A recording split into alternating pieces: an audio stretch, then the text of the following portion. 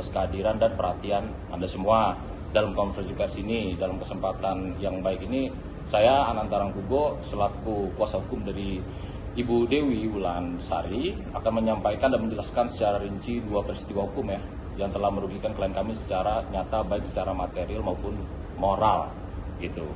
Nah, jadi kami itu pertama kami jelaskan dulu masalah kasusnya, oke ya. Jadi kasus pertama itu dugaan penipuan transaksi online di Instagram. Kami akan jabarkan ya secara rinci. Nah, peristiwanya itu terjadi pada tanggal 12 April 2025. Ini boleh turun ya.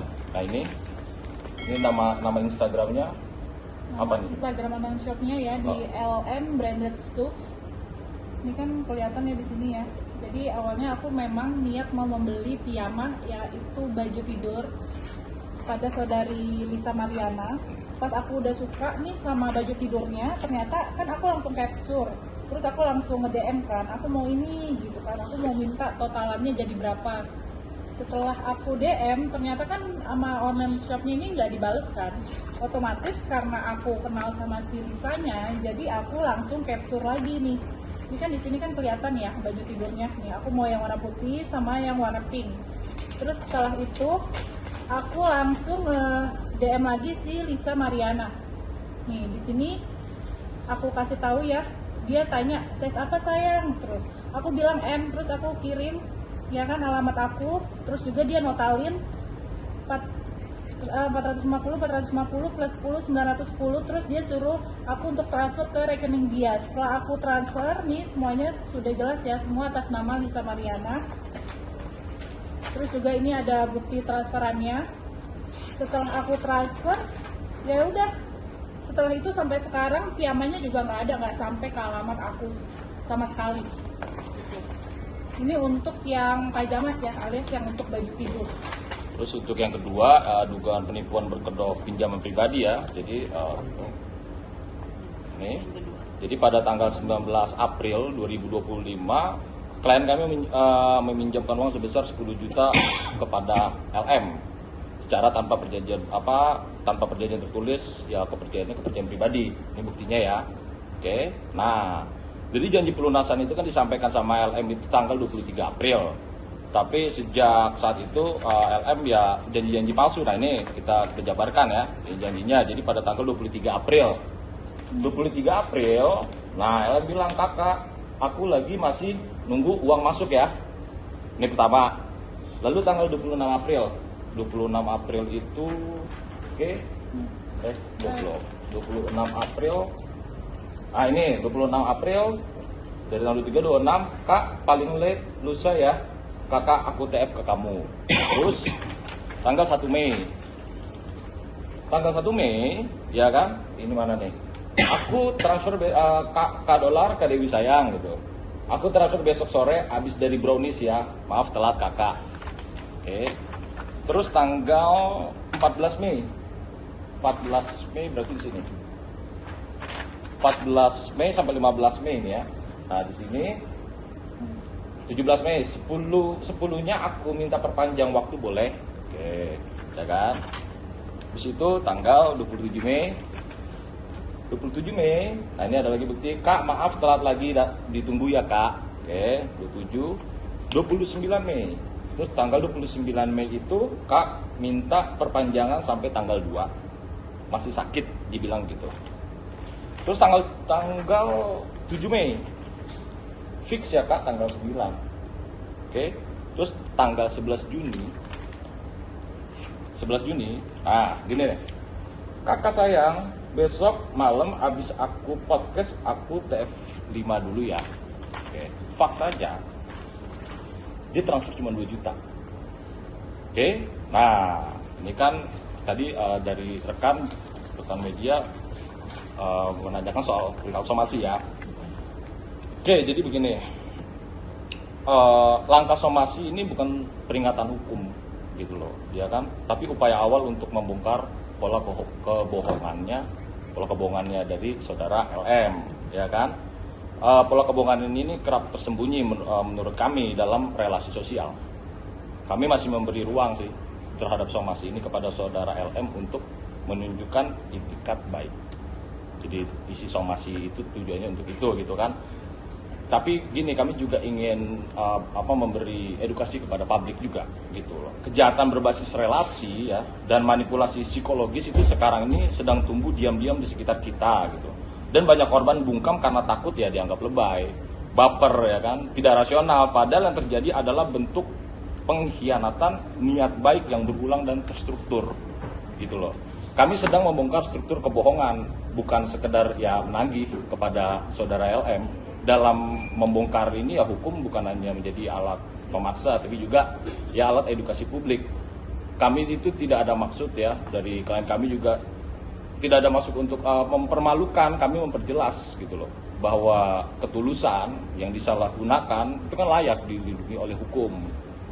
Ya, hukum tidak hadir untuk kasus besar aja gitu, kasus-kasus yang nilainya triliunan gitu ya, tapi kan juga untuk kasus kecil yang menunjukkan pola besar gitu loh. Kejahatan yang di sini bisa kami simpulkan ya kayak kejahatan yang menyaru sebagai keakraban. Ya, jadi kenapa nih?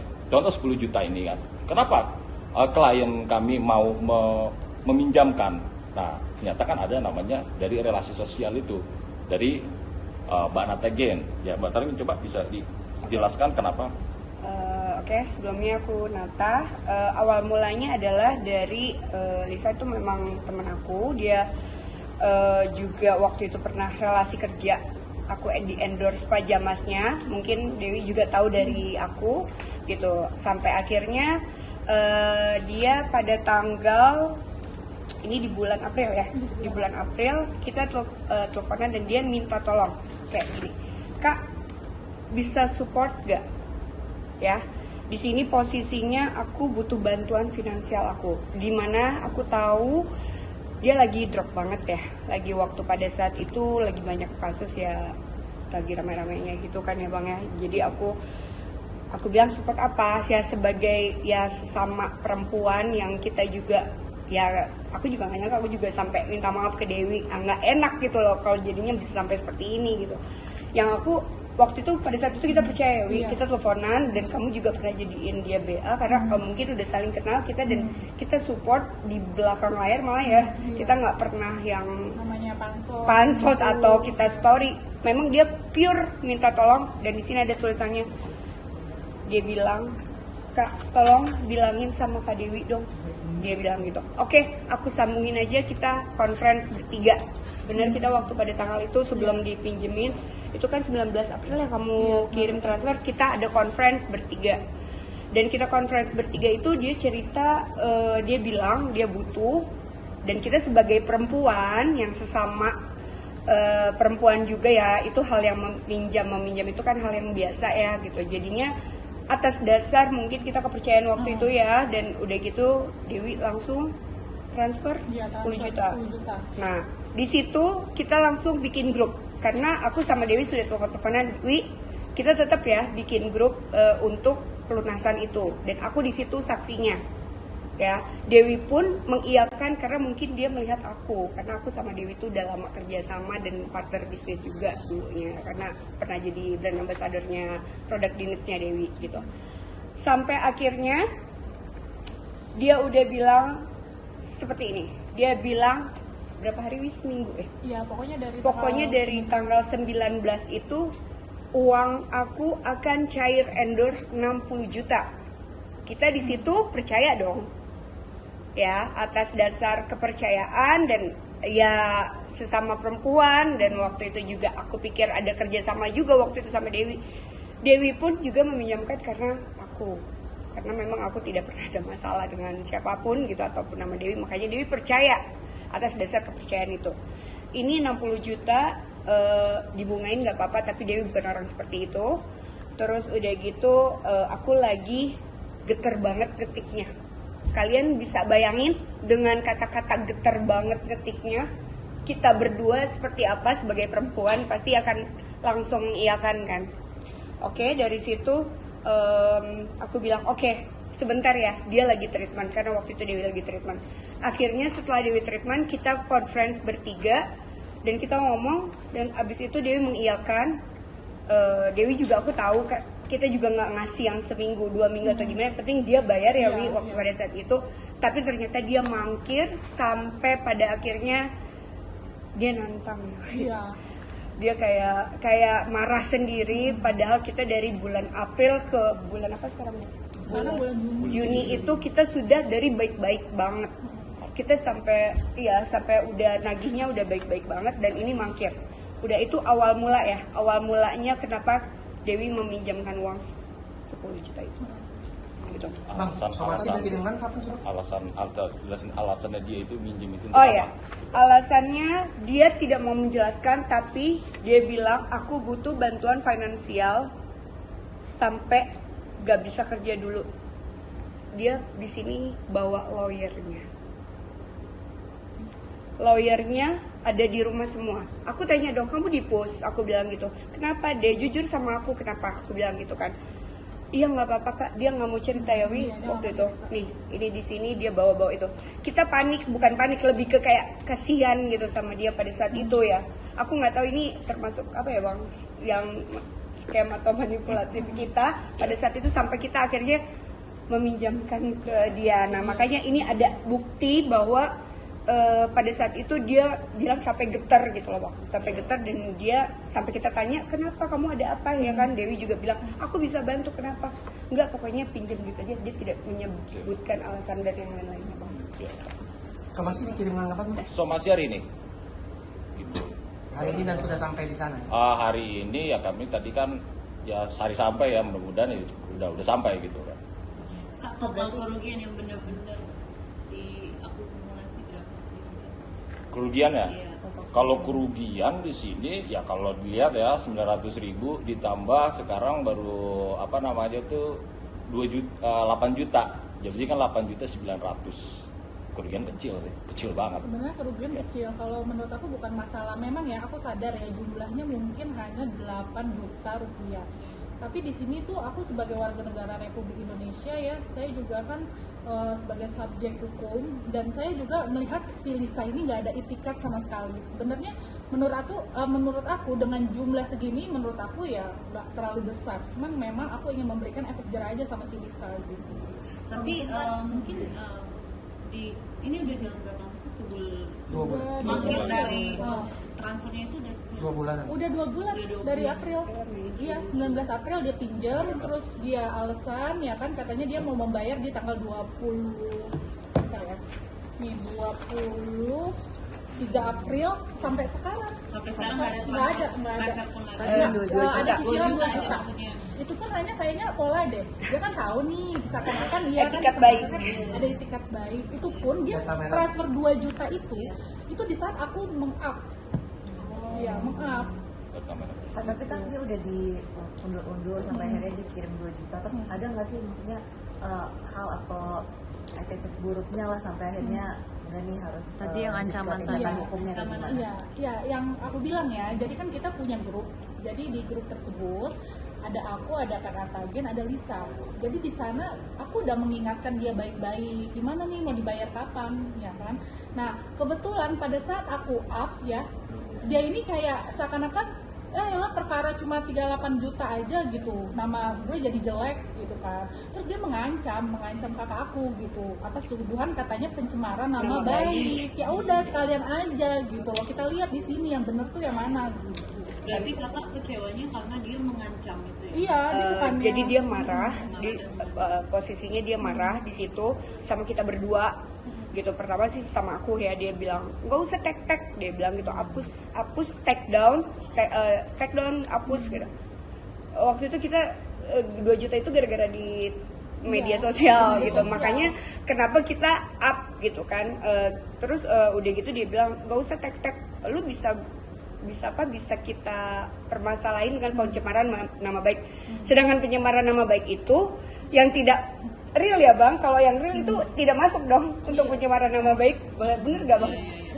Iya kan, pencemaran nama baik itu. Terus katanya jangan sampai nanti kita yang malah di gara-gara tag namanya Lisa itu. Nah di situ Dewi marah. Kalau aku bukan masalah uangnya, bukan apa, bukan, lebih kepada dia Perbuatannya, nggak tahu sopan etikatnya. santun aja, nggak ada etikatnya. Etikat baiknya.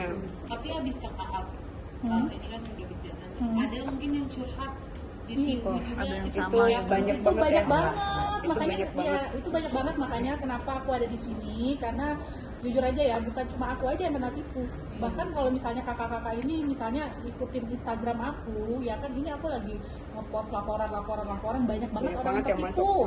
yang beli pajama sudah 710 masuk ternyata nggak dikirim-kirim gitu kan, banyak banget. Kalau aku kan alhamdulillah banyak juga kan, jadi memang banyak banget laporan gitu. Bahkan Apa korbannya ratusan aduh, berapa? lebih 10 ya, Mi? lebih dari 10 ke Instagram Iya, aku juga ada. apa?